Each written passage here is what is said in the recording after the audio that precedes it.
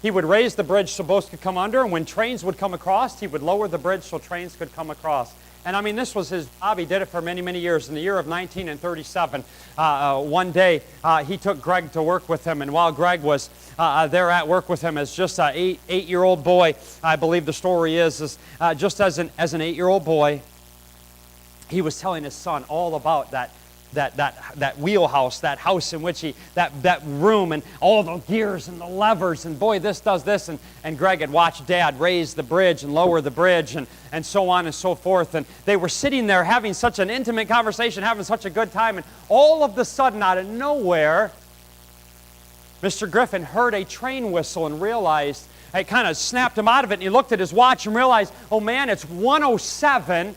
And I believe it's the Boston train, or the Memphis Express. The Memphis train was coming, and the Memphis train was the biggest train that carried passengers, and it would have 400 passengers on it.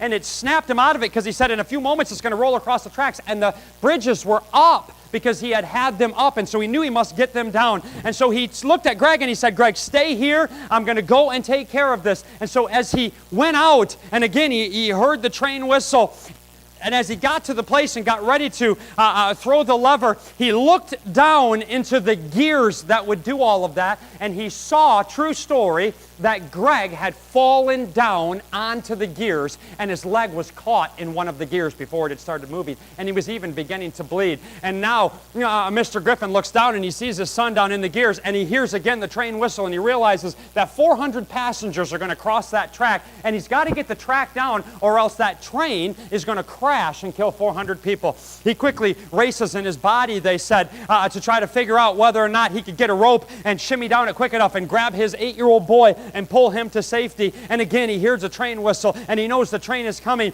And as he looks down at his son, and he thinks about the 400 passengers, and he looks at his son, and he realizes there is no time to do it. And he does the absolute unthinkable. And he pulls that lever, and turns his back. And you can't hear the screams of young Greg because the train whistle is blowing through as that train, just as it would get down, would blow by.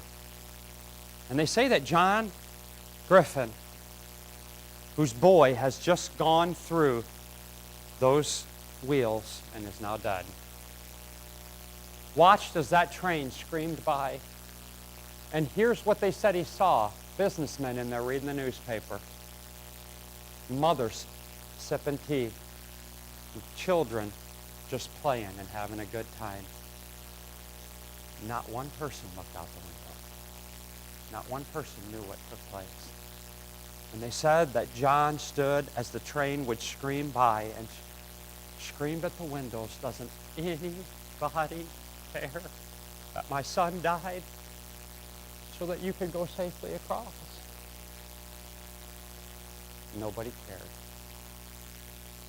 We did not esteem him stricken and smitten of men. You want to know why? Because we sit here this morning and we really don't care. We care about the time. We care about this. We care about that. We care about the job. And I'm not saying those things are bad, but I'm saying God in heaven looks down and he says, doesn't anybody care that I sacrificed my son for you to read the newspaper, drink a cup of coffee, or have a good time? Doesn't anybody care? Every head bowed and every eye closed.